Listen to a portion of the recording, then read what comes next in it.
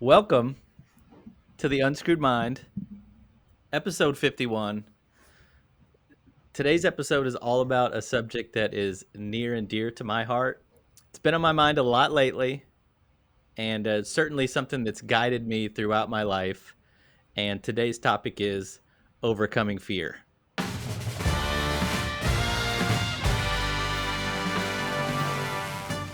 Here's where I want to start, Rusty. And I think that most people suffer from fear in their life. And I think that there are three main fears. Now, it's very possible that there are more than three, or I've left one that would be in someone else's top three off of my list. So if you out there feel like I missed one, feel free to put it in the comment section down below, and we'll discuss it there. Now, here are my top three fears. Number one is the fear of the unknown. So this is, for me, this is anything outside of my comfort zone. Um, this is anything new, a new experience. All of it is to absolutely be feared and to be avoided because I am totally afraid of it. Second one is the fear of rejection. This is being afraid to be told no, either personally or professionally, because we all know how bad that feels. And of course, it's to be avoided. And then the last fear I have down is the fear of failure. So this to me covers embarrassment.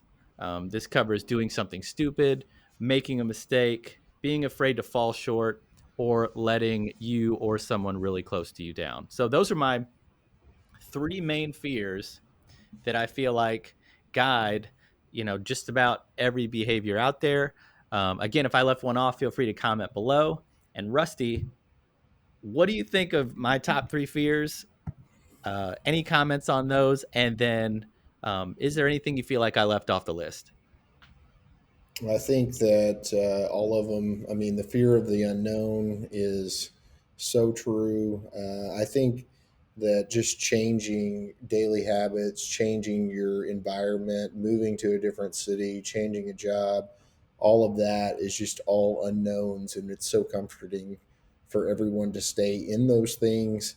And they think that they get into the habit of thinking that nobody else will think I'm as good as this current thing thinks that I am. Whether it's a relationship or it's a job or it's like I said, a city. So I think that that's a really great one. The fear of rejection, I think, goes into. Um, I think both the fear of rejection and the fear of failure both are really closely tied together because you can look at those things from a judgmental standpoint Mm-hmm. and think, you know, you don't want your significant other or somebody else in your life to judge you or reject you or make fun of you for the things that you're doing. And ultimately, if it leads to failure, the backlash that you'll feel from it, not necessarily what they say, because that's not as important as the feeling that you get from it. And being able to, um, keep all of those,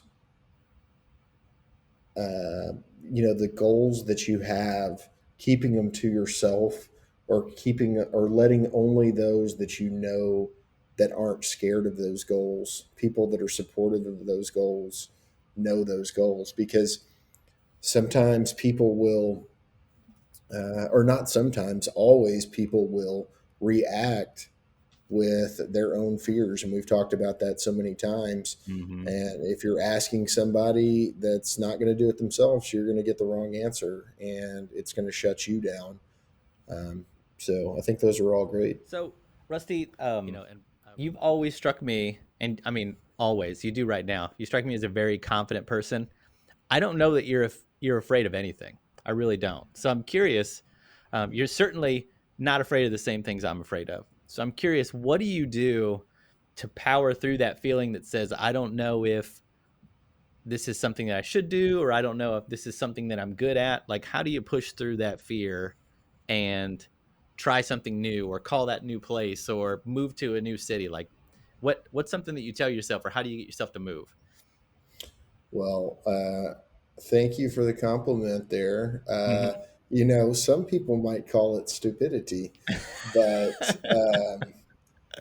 I think that it's more about just the confidence that was instilled in me from a young age, and um, my parents were super supportive of me. I was an only child, and I there's two sides to this coin because a lot of people, when they hear that you're an only child, or they'll even ask if you're an only child sometimes, Because they know. because of the confidence that's exuded from an only child.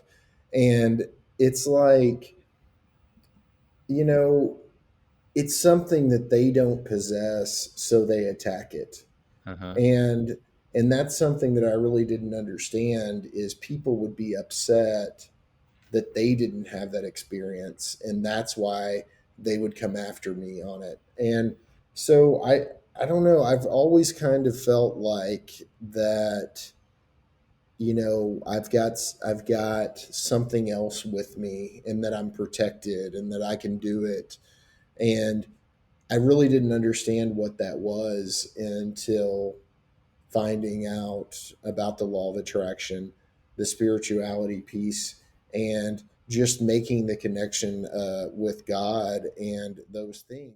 So I think the main thing is believe in yourself, and don't let anybody else change your opinion about yourself. That is the number one thing. And when people would tell me that I couldn't, it was kind of a fun challenge for me to show Sure. them how inaccurate they were.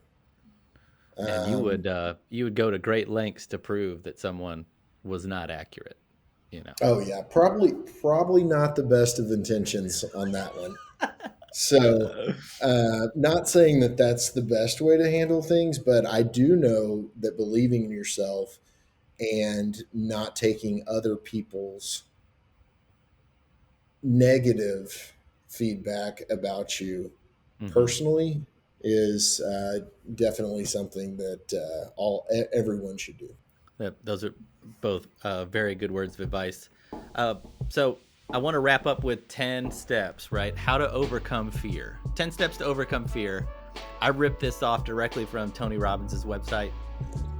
I didn't have a lot of room on the bottom of the page, so I don't have a whole lot of notes on what he meant by any of this stuff. You can go to his website and check it out, but here are the 10 steps. Step one, identify your fear.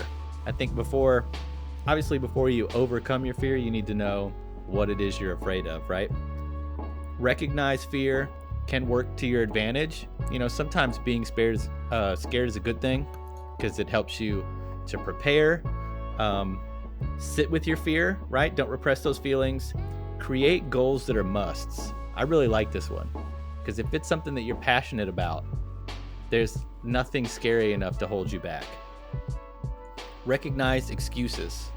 That little voice inside of your head that says, "Ooh, they're gonna do this, or people are gonna think that." That's just an excuse to stop moving. Make sure that you're identifying those. Surround yourself with success, and in parentheses here, I have proximity power.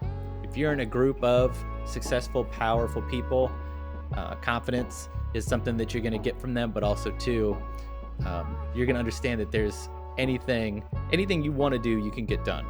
Have a growth mindset is number 7. Obviously, if you have a growth mindset, you are not going to be satisfied with sitting still, and you won't be scared to move when you need to. Learn from pain is 8, visualize is 9, and number 10, learn to accept failure, because a lot of times from failure comes what you need to learn to succeed the next time. Anything stick out in your mind on those top 10? Surround yourself with successful people is, when I first hear that, I think immediately about money Mm-hmm. from a successful standpoint. But I know that that's not really accurate, because you have to surround yourself with people that are successful in every area that you're interested in. So if you want to have a family that's great, if you want to do whatever the success thing is that you're going after, and it's not just money based, because everybody talks about you need to surround yourself with people that make money, a certain amount of money, and then you'll make that amount of money if you're surrounding yourself with people like that. Just make sure that those people also have your same values and your same morals, because you could end up going down a road that you don't want to go down. To wrap up overcoming fear, that's basically the three fears that I feel are the biggest in my life and probably the biggest in most people's lives. We're going to spend some time talking about a few more topics on the rest of this podcast episode. So don't forget to check us out wherever you get your podcasts at the Unscrewed Mind. And thanks for watching and listening. The Unscrewed Mind.